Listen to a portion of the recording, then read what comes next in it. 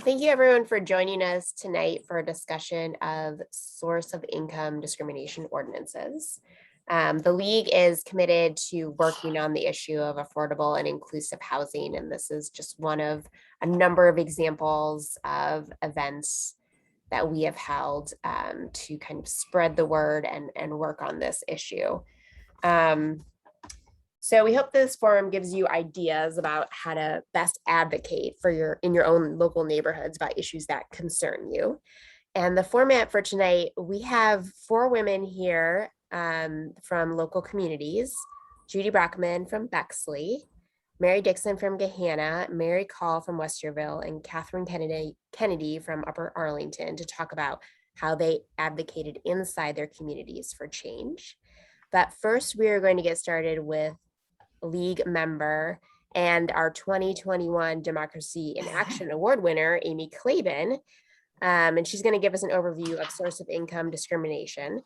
Amy has a long history of working on inclusive and affordable housing. She was president and CEO of Homeport for 16 years, and she's the founder of Move to Prosper, a program to improve life outcomes for children and mothers by providing rental support and counseling in high opportunity neighborhoods. So we're very fortunate to have Amy here to speak with us tonight, and I will turn things over to her. Thank you so much, Elizabeth, and thank you everybody for joining us tonight. I have to start out by saying that Steve Heiser, who's on with us, is a co-founder of Move to Prosper, and it's been a wonderful journey over the past 5 or 6 years as we've developed this model. I just want to start by telling you, I spent the afternoon participating in the Poverty and Race Research Action Council annual conference on housing mobility programs. And they talked quite a bit about the importance of enabling families to live in higher resourced, higher opportunity communities. And the conversation kept coming back to the importance of source of income ordinances and why it's important to protect people from discrimination based on their source of income. So what I'm going to do is share my screen. I've got a PowerPoint to walk you through what this means, why it's important. And then we'll come back and talk about what else we need to do here in our region. Okay, well, let's see.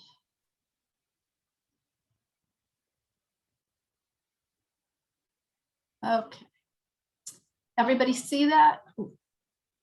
Oh, there. You got it? Okay. Got it. So when we first got started, in Bexley, this, gosh, it's now 2 years ago, began working with Judy Brockman and others, and we realized we needed to call ourselves something. And so we decided to start calling ourselves Building Welcoming Communities. And so we are not an organization, we're just individuals working together under that title. So source of income discrimination is when a landlord refuses to rent a unit to a prospective tenant based on their source of income. And we see that here in Franklin County. Source of income discrimination perpetuates poverty and systemic racism. We don't always focus on vouchers, but 3 out of 5 Columbus housing voucher holders live in neighborhoods with a poverty rate of over 10%. And you can see here with the orange circles, the prevalence of where people with a housing voucher live.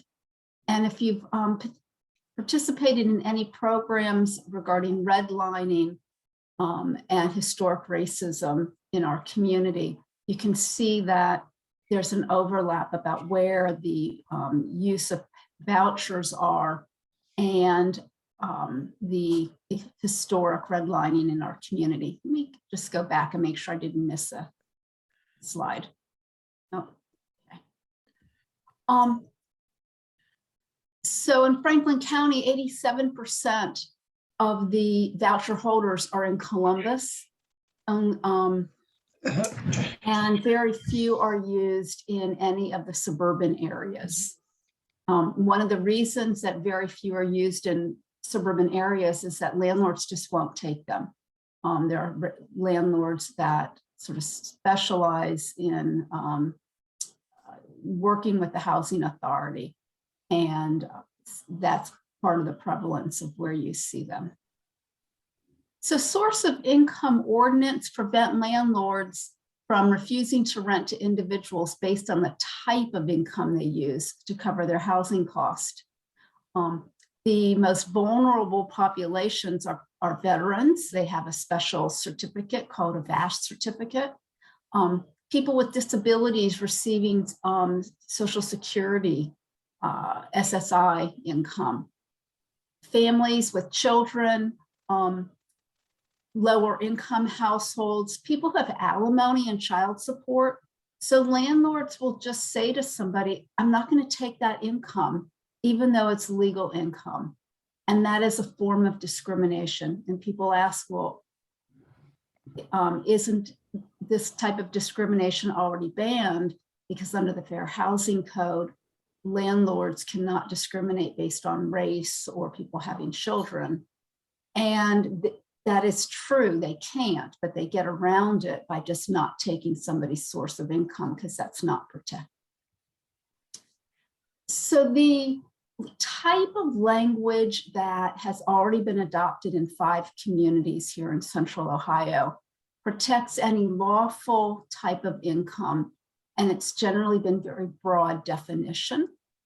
And it includes funds administered by federal or state government or nonprofit entities. And that's been very helpful as we've seen nonprofits administering a lot of the rental assistance funding that some landlords have not wanted to take that. So it's good that we've got this protection here in some of our municipalities locally. So the impact on renters by having source of income protections, it reduces discrimination. It provides opportunity to higher resource, higher opportunity neighborhoods that then provide access to jobs, healthy surroundings, safer areas, higher performing schools. It provides more affordable housing. If somebody has various types of source of income and then able to live in different neighborhoods, that is opening up access to affordable housing. And it combats homelessness.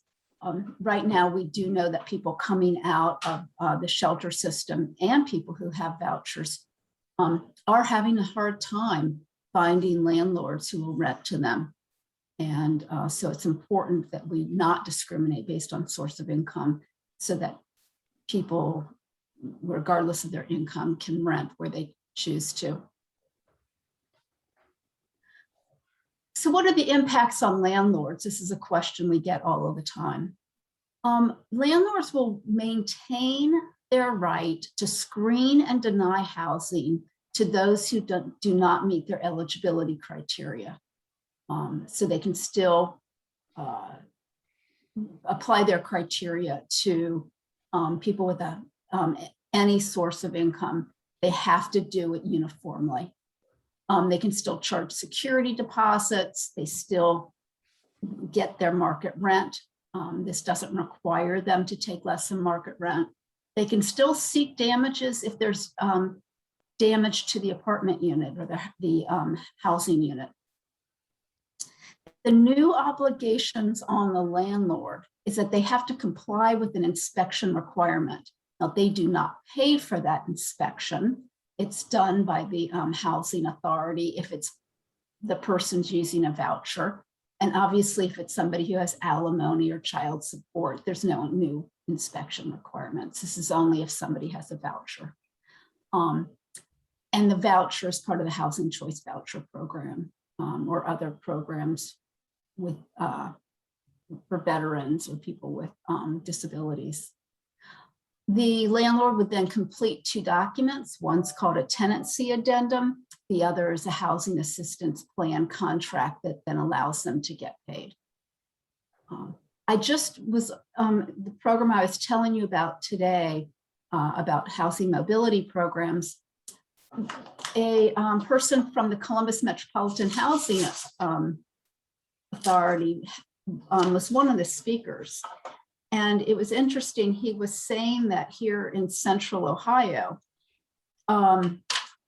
landlords have increased rents and are requiring, and some landlords are requiring income at 4 times the rent as ways to get around the source of income law. So these are things we're going to have to look at here to understand the impact and decide if further types of legal channel ordinance changes are needed. So far here in Central Ohio, Bexley was the first community to adopt source of income protection. Then came Westerville, Columbus, Reynoldsburg, and Worthington. And then you can see that there are a number of other cities throughout Ohio. And a shout out to us. We have heard that other cities, Athens and a number of municipalities in the Cleveland area, began their efforts of seeking the passage of source of income protections after Bexley did so. So we're really glad to be sparking the movement here locally in the state of Ohio. So it's been adopted by at least 18 states, over 100 cities. More than half of all nationwide voucher holders are now living in cities with source of income protections. There was a study done not too long ago where HUD found that cities with source of income protections reduce denial rates for housing significantly. So when a community does not have a source of income protection, there's a 70% denial rate to people who come in with a voucher seeking housing. And I assume that extends to other types of income that people have. And when there is a source of income protection ordinance, there's a 15% denial rate. Right now, those denial rates may be going up again, based on what I heard today. The rental markets across the country are so tight because of lack of building and the need for just so much more housing. So why would people be against having a source of income ordinance?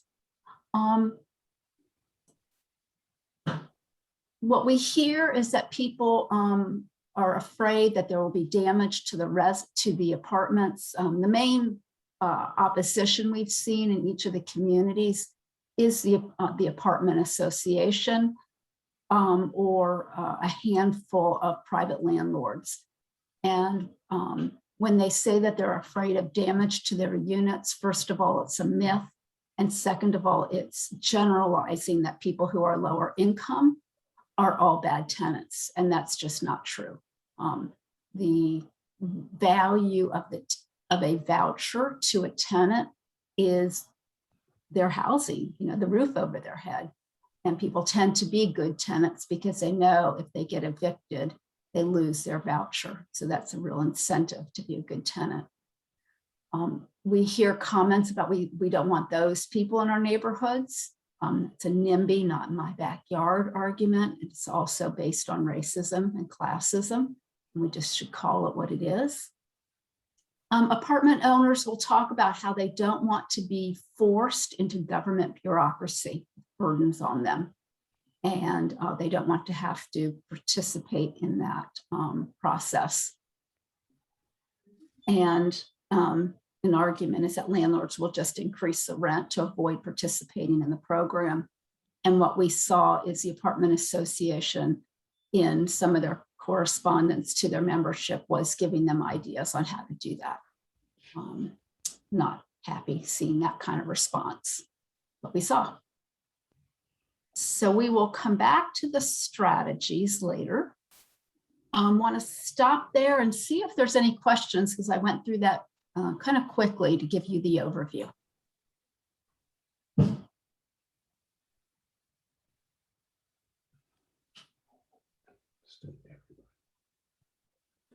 I had a question.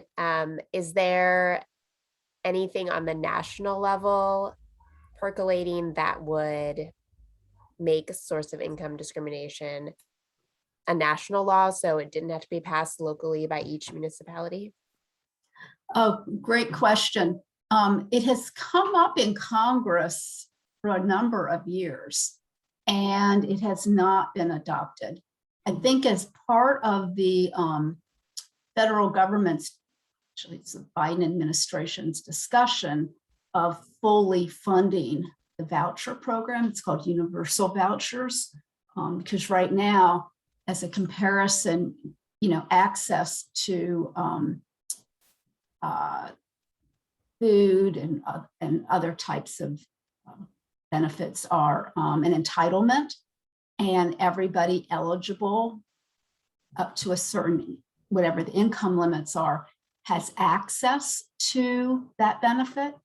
That's not true for housing. So HUD is only authorized to spend, has funds so that 25% of the people eligible for a housing voucher actually get one. And so 75% of people eligible don't have one, there's not the funding, and so they have severe housing cost burden. So they've talked about, as they talk about the universal housing voucher, fully funding it, having national protection for people. I haven't seen that that's been coming up lately. It's a hope. And I'll sort of preempt a question, because I'm asked, well, what about having this at the state level? Because, as I told you, 18 states have adopted this protection.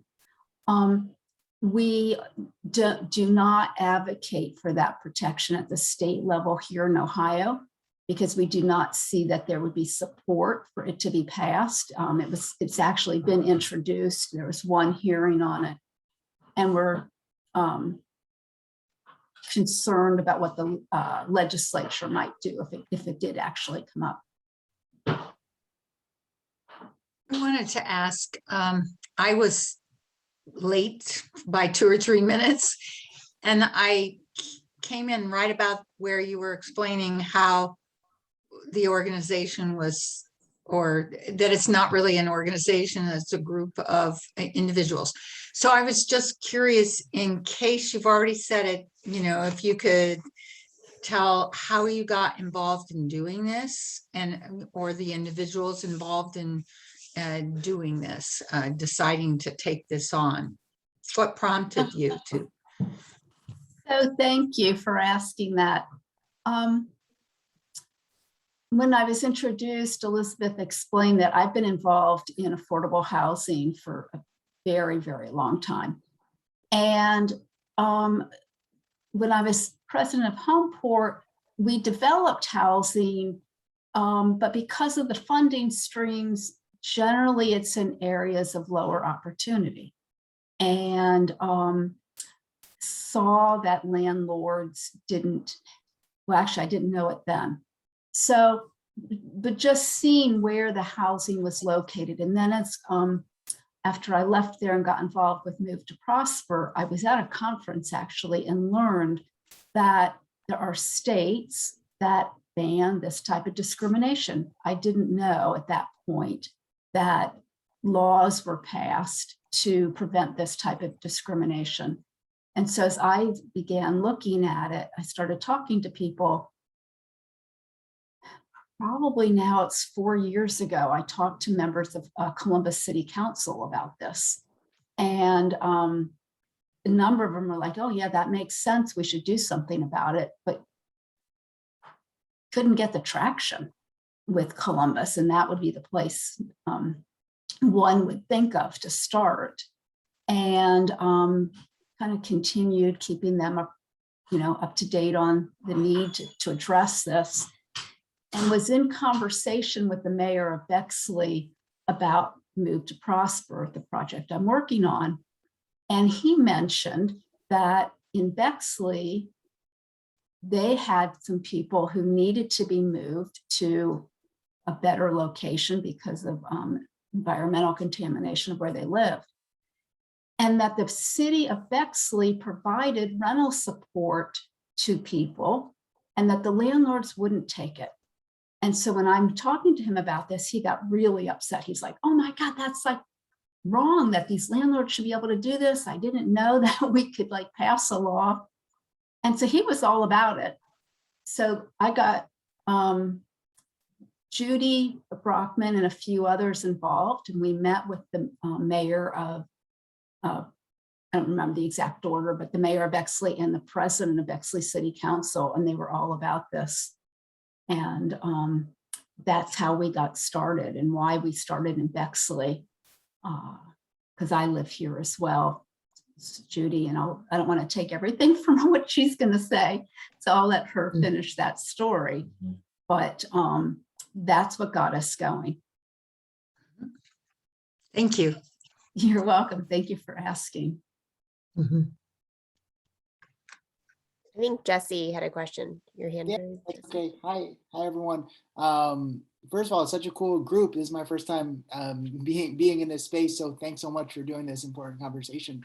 Hi, Amy. I am a student at Ohio State's law school and work on housing issues. Represent folks in eviction court.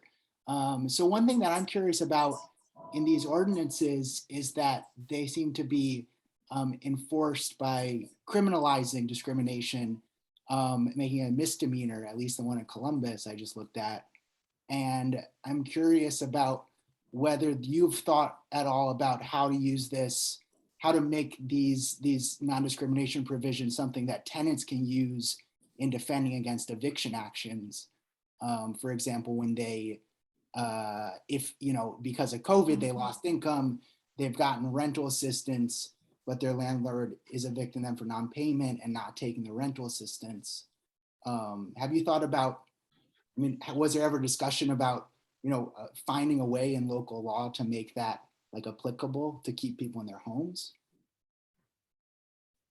Well, actually, you're asking really good questions. And I just spoke with Judy today.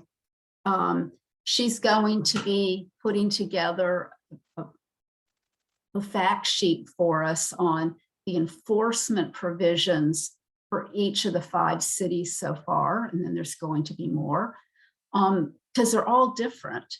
And in fact, in Columbus, the ordinance did not start out in the same section of the code. It was going to be a fair housing violation. And then you would have a different set of procedures for enforcement if it's a violation of fair housing. And the city of Columbus had their own reasons why they wanted to go the route they did. And then they chose that enforcement procedure. So you'll see in each city that it's different. And actually, if you want to help, if Judy needs some help, you can volunteer, because everything we do is with volunteers helping us sort of figure these things out. And I think the questions you're asking are good. And maybe as we look at the ordinances moving forward, there's some changes we should make. So, as these issues have come up over the past years, we didn't have a pandemic, we didn't have all of this rental assistance, and so we're seeing new things. So some recommendations would be great. And you can talk to legal aid if you're not already involved with them on how, whether they think changes should be made based on the ability to use rental support. Great, yeah. Talking with them a little bit and happy to help however. Thanks.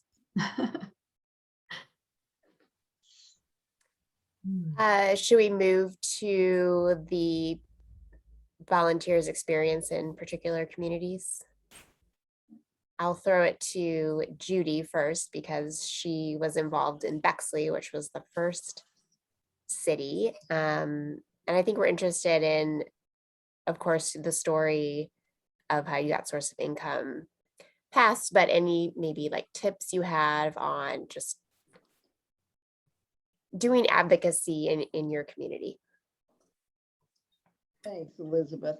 And I just want to start out by saying, first of all, thank you for having this idea, Elizabeth, and thank you to Amy, who has been our leader in doing this all over Central Ohio. And this is really a league type of activity.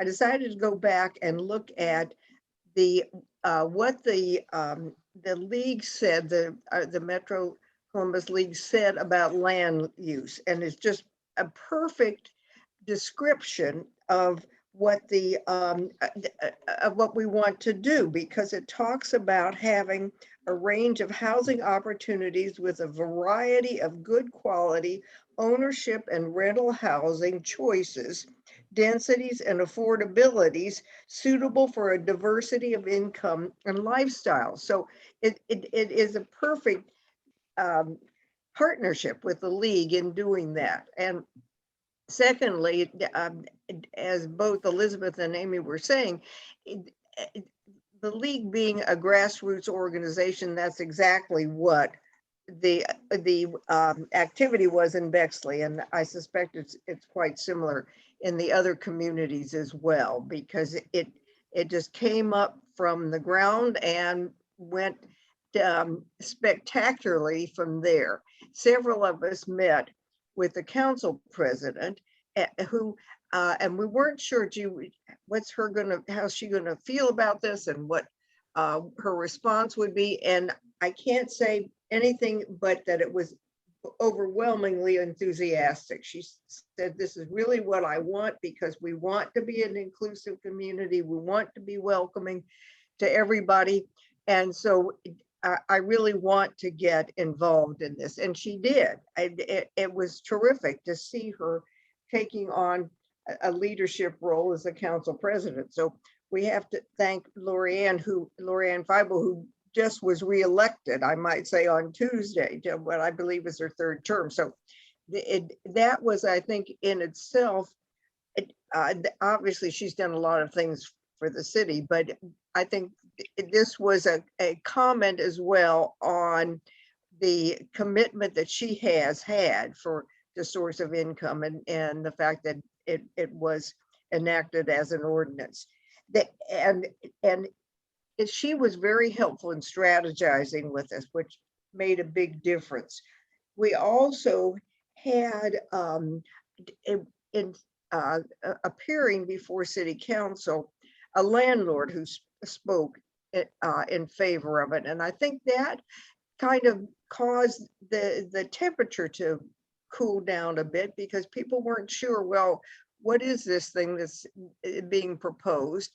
And when a landlord spoke in favor of it and said, this is something that will work here, then we thought, okay, we're glad to hear that from somebody who has a financial commitment in the community. And that was important to do. So basically, go ahead, excuse me.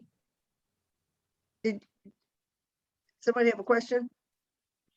Oh, it also, people wrote letters to council, and that was important too, so that the mayor and the council members felt that there was a groundswell of support within the community for doing this. We had one council member who was not as comfortable with it, and that was okay, because that was his view, and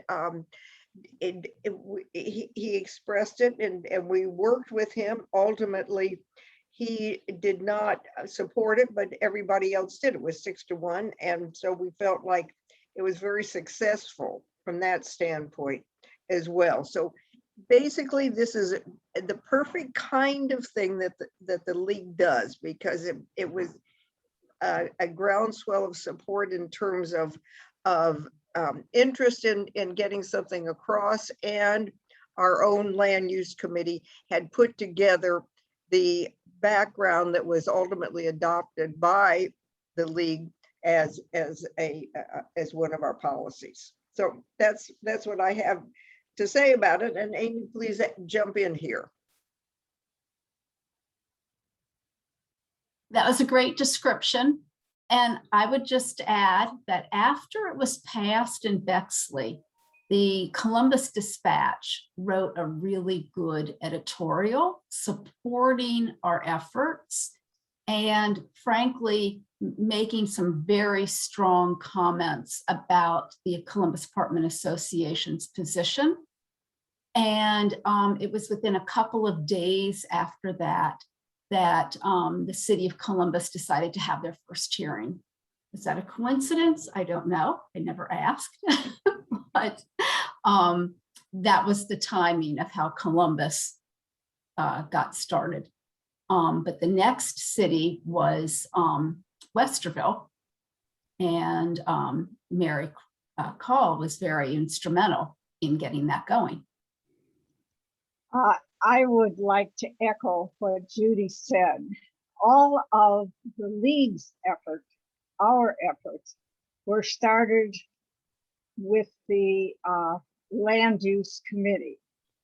And land use was, though it sounds like a funny title for getting to source of income, we had about 8 or 9 forums on housing affordability.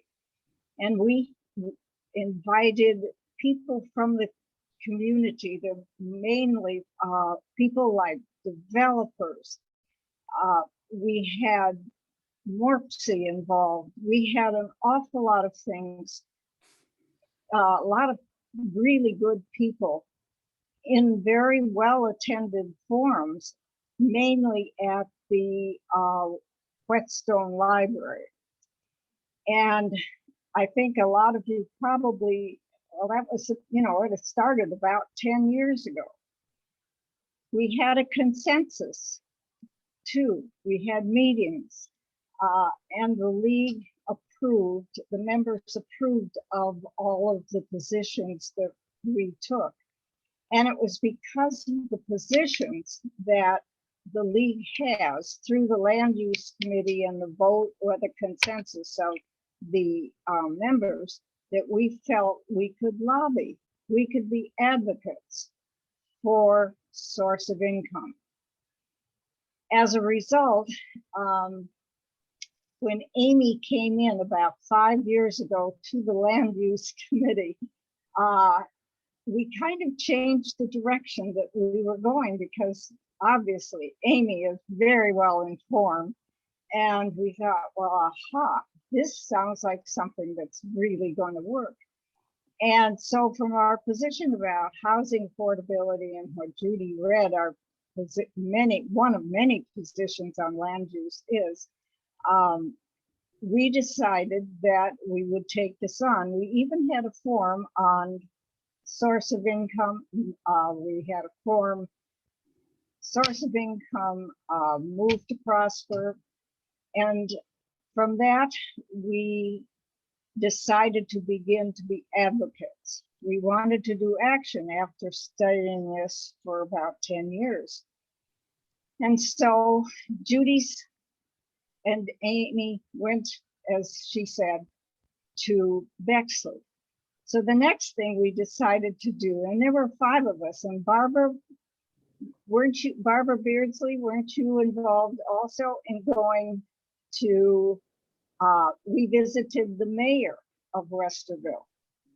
And at that time, I don't know, Barbara, how your experience was. I don't think I did that. Not that one. Okay. I should have, but I did not. Well, Barbara was interested in it too. But at any rate, there were about 5 of us who talked to the mayor. I didn't get the impression that she was really excited about it, but her aide was. And we explained the whole notion of source of income. But then COVID hit, and we kind of abandoned, I think, most of our efforts. And these efforts were particularly taken over by the Director of Planning and Development in Westerville. The first thing she did was to have us invite the landlords in. And she said she's doing a study. I'm doing a study of how we can make this go. We're inviting you to make comments about how you would feel as landlords if source of income were an ordinance.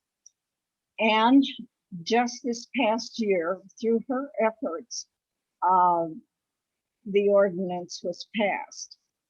And I have been, ever since the invitation went out to be on this forum, I have been looking through various papers and the Westerville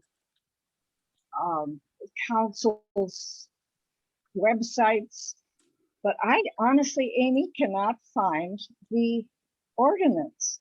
It is not written up anywhere. And maybe I'm not looking in the right spots, but I was looking for what we talked about before for enforcement, to see what the wording was. Was it like we had proposed? And I haven't found that yet. So there's, I think, a lot to do in terms of making certain that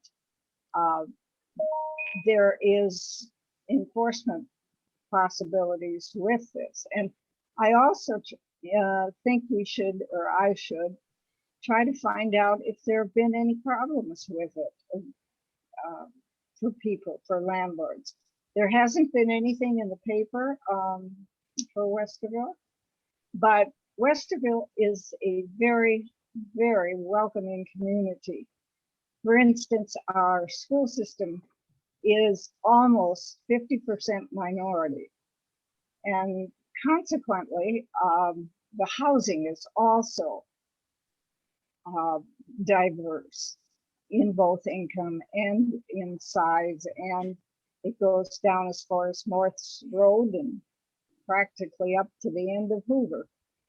It's a very big district, but it's, from what I can tell from the teachers, it is a very welcoming community. So the kids feel good. The kids feel good and they feel welcomed.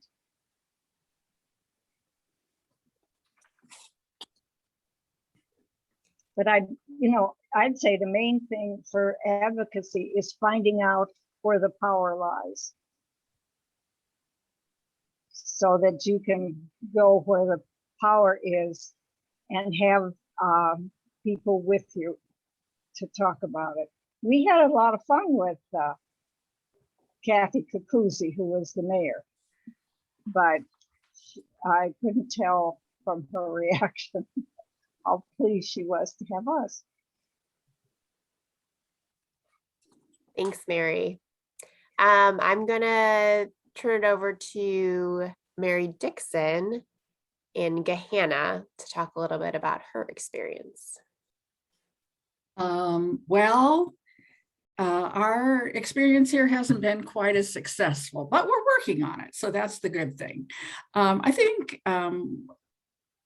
for me, I think it's important that you think about the character of the community, and Gahanna is not, how do I want to say this?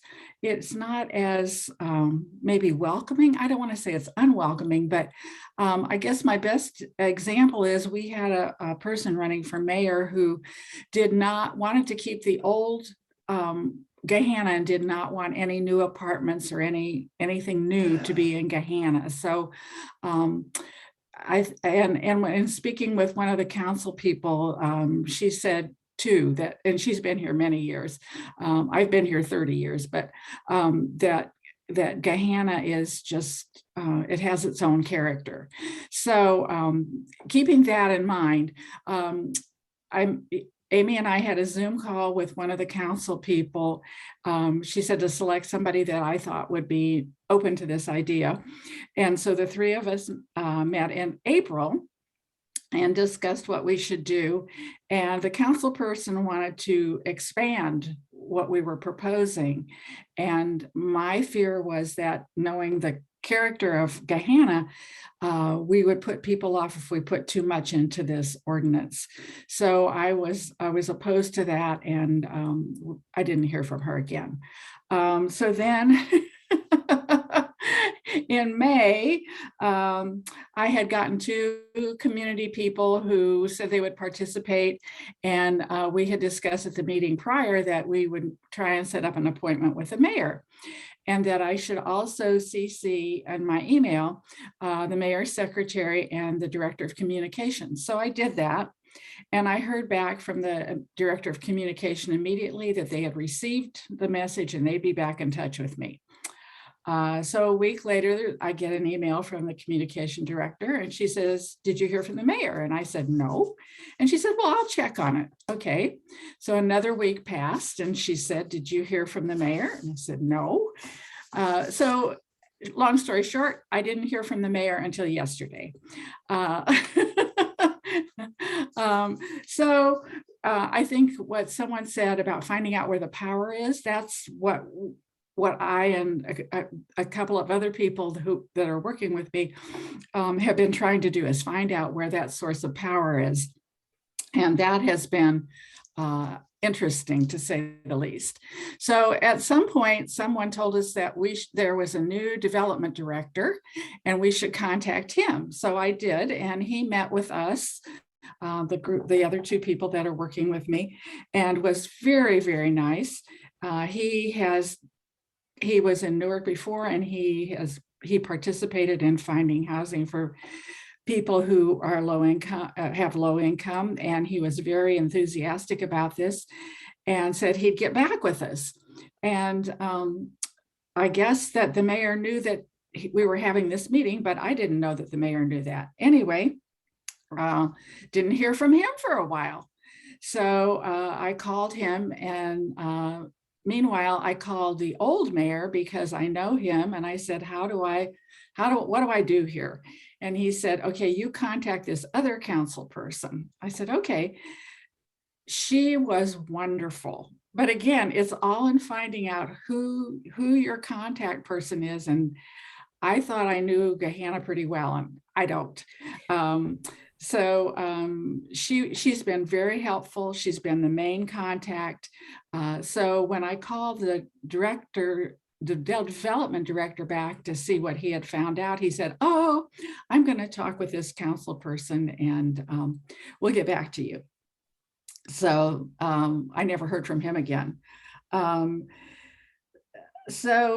Meanwhile, Amy went ahead and emailed some information to the development director, and it was information from Worthington. And he said that he was going to show that when I spoke with the development director the last time, he said he was going to share that Worthington information with the city council. So after that, my main person was this city council person. I felt that she had the end, but she kept saying this is going to be a very slow process. Gahanna is a very different community. It probably won't happen until after the first of the year. So meanwhile, I was at a fundraiser in September and saw the first council person that I had spoken with, and she said that she had arranged for Carly Booz from Morpsey to come and talk to city council. And I said, "Oh, that's great." And also the 2 city council people told me that the mayor was going to conduct a survey with all of the landlords. And so we were waiting on the survey.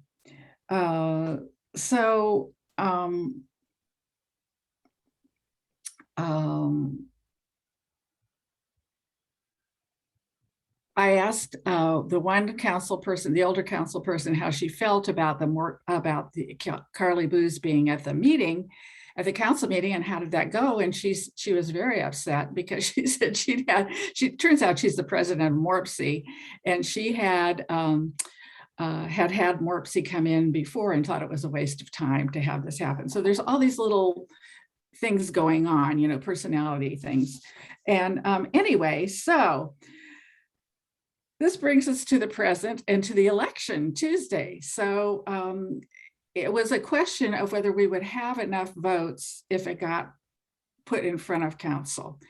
Now, I guess I'm confused about this, and I still haven't gotten it sorted out because I was told that it's in the mayor's court now. But meanwhile, another council person has gone to the clerk of council and had that clerk draft the ordinance, and is just waiting to present it. And now that elections have put a couple of people in that we think will be favorable to this, we're looking at something happening in January. I don't know. It's been interesting. I've learned a lot. I think that was very helpful, Mary, just kind of showing that it can be a long game. You have to talk to a lot of people. Yeah. I want to make sure we have time for our next steps that Amy is going to do. So I want to have Catherine talk now about what's been happening in Upper Arlington, and then we'll go back to Amy for kind of next steps in the whole process. So Catherine? Sure. I think probably my experience so far has been closer to Mary's than to Bexley. And when I hear about how Bexley worked out, I just feel really jealous. So I think I'm not discouraged. I think, you know, I ended up being involved in this work sort of haphazardly. It was actually a city council member who invited me to a meeting that Amy was participating in, as she had, I think that was you, right, Amy? You'd reached out to a number of people, including Steve Heiser, who's on this call, to talk about, you know, what we could do here in Upper Arlington, and really just even to like make us aware that this was even a problem. And so I think initially we thought, okay, we've got a council member who certainly is supportive. And so it felt like if we could just, you know, talk to a couple more council members and get it, you know, get it on the docket and talk about it, and bada bing, bada boom, and we have an ordinance. But it unfortunately did not happen that quickly. And our board, our city council, I think, first of all, we were in the process of working toward a vote to pass to approve a community center. And that was sort of, I was told that the council is really only going to take on one big thing at a time. And so we had, what was that? Maybe it was summer, the first summer of COVID, and the vote for the community center was not going to be until the next spring. So it was kind of like, don't expect anything before then. And then in the meantime, we adopted Amy Claiborne's the Building Welcoming Communities. And, you know, none of this is really formalized, but I guess I would call it the UA chapter, Building Welcoming Communities UA. And it has you know, a couple of leaders who are definitely experts in the area of housing in certain respects. I am not that. I am definitely just your community member who is learning as I go and sort of just inserting myself anywhere possible. So we did sort of throughout this year, we knew we had time because we knew City Council wasn't going to take this on. So we did sort of that tour of talking to different groups around Columbus who could tell us more about housing, and even, was this the thing that we should start with? Our city manager, Steve Shoney, had done a lot of work around affordable housing when he was in Columbus. He was concerned sort of to your point, Mary, you know, that with the character of UA, if we started with this, were we gonna kind of create a bullseye on the topic of housing and draw, you know, sort of backlash before we had really gotten started? And is this going to impact that much change in UA? Will it make that big of a difference because there aren't that many rentals that would really be eligible for a voucher? And so that was kind of the topic that took us on this big tour of information gathering. And we kind of ended up right back where we started, which was we did come to the decision that the first most important thing that we could do and really sort of low-hanging fruit was to do this source of income non-discrim. And the thing that we learned along the way was it's important no matter what, because of what it signals about your community and wanting to be an inclusive community, which I really believe Upper Arlington wants to be. We've got a lot of work to do. I think another part of the journey has been learning how we got to where we are. It was not just by chance that, you know, Upper Arlington is over 90% white, and, you know, the income levels are high, and the socioeconomic levels are high, and it is exclusive, and it was intended that way. And so we've learned that part of this is we have to state our intention, and certainly having a non-discrimination ordinance does that. Another thing we learned along the way is that Zillow actually now, if you're looking for rental housing, it will tell you if the rentals you're looking for are in areas that have source of income non-discrimination. So there are things that are actually, you know, it really does speak to people in the community and outside about who we are and what we value. And we do believe that it will make an impact, because it is not only about voucher holders, it's also about veterans and people using Social Security and other things. So so May came, they passed it, we've got a community center going. And then in June, our council member was working tirelessly to get a non-discrimination put together that included a number of different things, not just source of income, also non-discrimination against the LGBTQ plus community, and was looking at things such as the Crown Act, you know, protecting people, you know, so that they're not discriminated against their hairstyle, which is often something that is used against the African American community. The rest of City Council, I think Michaela realized the thing that they were going to get on board with was the LGBTQ non-discrimination. And they, especially with the source of income non-discrim, felt like they didn't have enough information to move forward with that. So it got dropped. They passed the Crown Act part got dropped. So the only non-discrimination that was passed, which is still incredibly hopeful and wonderful, is the non-discrimination against the LGBTQ plus community. But with the understanding that, okay, so we need to get more information in front of you, you know, and do some education. And then the group, our Building Welcoming Communities UA, we just last week, I think it was, presented to our Community Relations Committee, which is affiliated with the city and was just put together about a year ago through the work. I'm also on the board of Equal UA, which is a 501c3 in Upper Arlington dedicated to championing the diversity, equity, and inclusion for a stronger UA. And so Equal had worked for the city to have a community relations committee that would look at topics of diversity, equity, and inclusion from the city standpoint. And so we were sort of lobbying to that entity to help us take on this advocacy and together sort of go to city council and gain support. So we're back at it. We're back at, you know, we think they've got the community center figured out. They've got the you know, the LGBTQ plus non-discrim.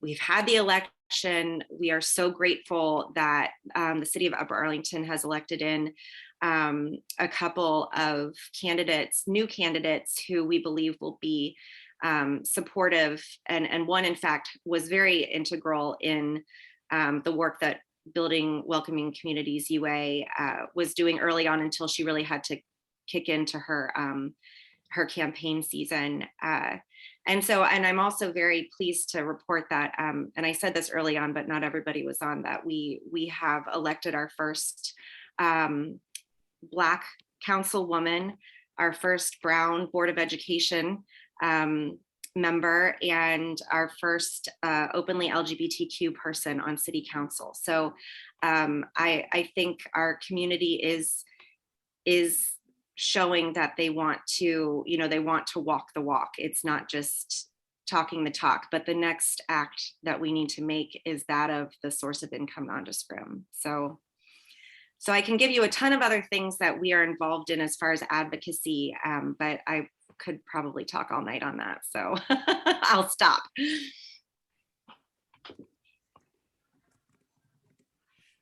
Thanks, Catherine. That was really helpful. It's good to get a perspective of how different communities are so different, and just kind of the inner politics of every community. You never know until you get started. But now I'll turn back over to Amy because she has some kind of next steps and where to go from here. So thank you, Elizabeth, and thank you to the other speakers. So it's been fun working together. You could see this as a journey. It's not a straight line at all. And but what I can tell you is that the cities are learning from each other. So Mary mentioned how in Westerville, they decided to do a survey.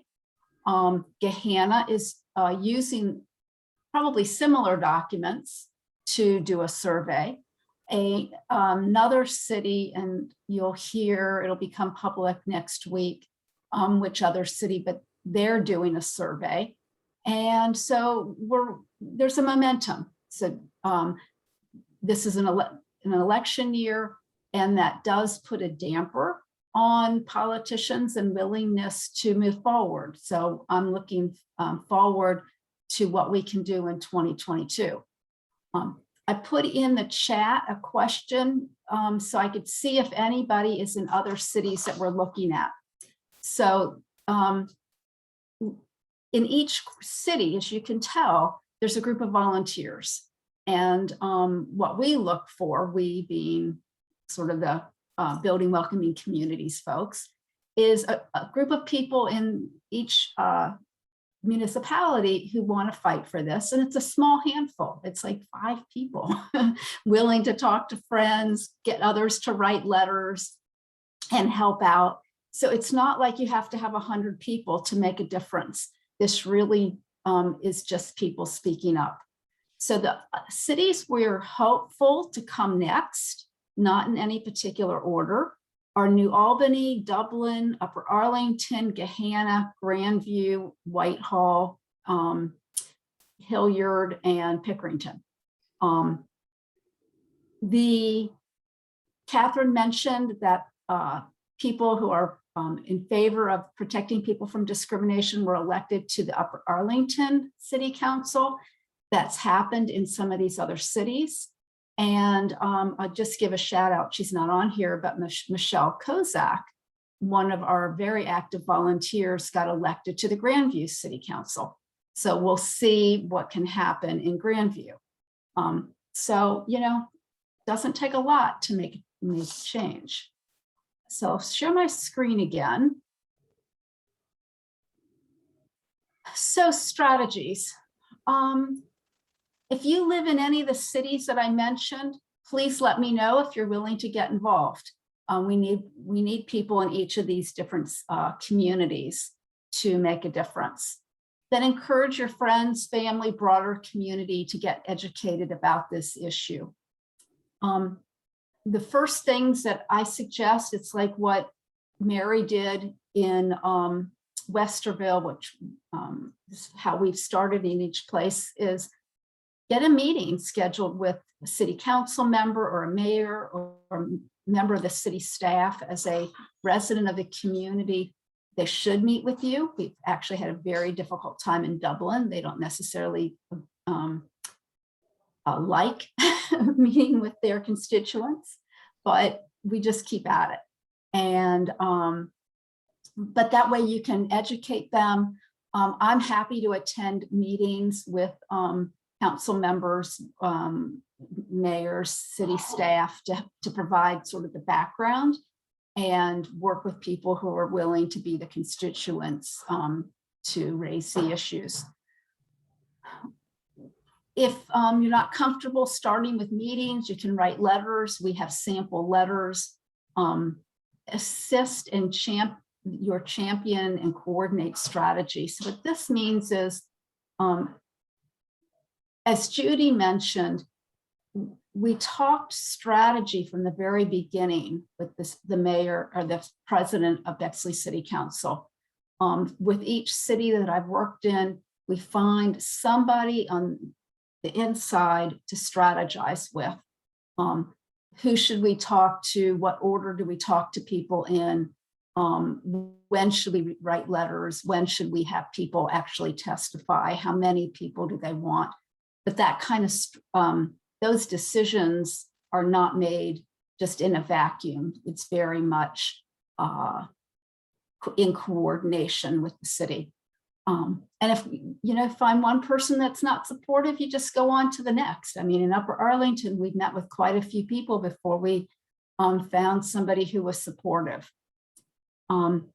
Always be nice. Know that people may not be straightforward with you. They might not agree in the beginning, but later they may come around. They may need to, a lot of times politicians don't want to tell you their opinion on things until they've tested the wind. So whatever, just always be supportive, tell them you'll get back to them if you don't have the information. But know that they're your council people and they should talk to you. Once the ordinance is, we have somebody who's willing to introduce the ordinance. We have been working with the staff member or the city attorney, whoever's in charge, to write the ordinance. And they've provided it to us. We were able to give a lot of good feedback.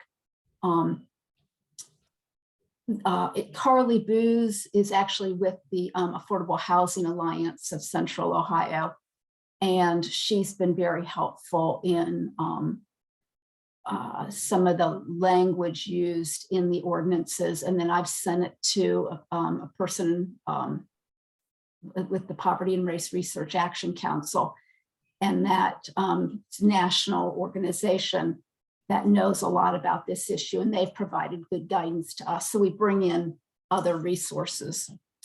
Attend the city council meetings if you're able. And then after passage, you thank your council members, and we tell the media. We tried to get some media coverage on Worthington's recent approval, but that they didn't cover it. So that's a quick description. I don't see anybody here from any of the cities where it hasn't passed yet. So if you know people in any of these cities, please talk to them and then see if they'd be willing to get involved. Let me share one more time. I think the next slide. Here's my email address, so you could share it. And it's amy.claven at Strategic Opportunities LLC.com.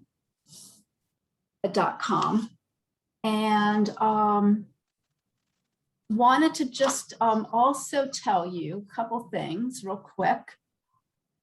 So there's an organization called Erase the Space, and it's a nonprofit, and it's working towards cross-community exchange with students in school and adults. So it's a really neat new organization. I think it's new, that recognizes that to make change, people, and to create welcoming communities, people need to be comfortable with people who aren't just like them. And so they are working towards these cross-community conversations. If you're interested in participating in these kinds of exchanges, starting in January, they're going to have a series of programs, and it sounds really interesting. You could look at the Move to Prosper website. That's movetoprosper.org. And we have a page called Building Inclusive Communities. Elizabeth is going to be forwarding the information to the League membership, because the League was a sponsor of our Building Inclusive Communities programs this past September. But I just wanted to let you know this is coming, because this is a great way for people to meet other people and understand how we're all really the same, yet different. The other thing, Elizabeth said it was fine to tell you on December 2, Move to Prosper is having our annual Power of Opportunity event. And it's called this year Catapult to Change. And it'll be virtual. We'll be providing information to Elizabeth. If you're interested, let me know and I can get you on our mailing list, but no charge to attend. It'll be a very interesting discussion and evening, and getting to hear from people who've had the opportunity to catapult over the invisible walls of segregation and live in higher resource parts of the community where they and their children can flourish. So any questions and anything else you'd like to talk about? And so thank you all for being here tonight. Really appreciate your being willing to take an evening out to learn about source of income discrimination and why we have to have protections.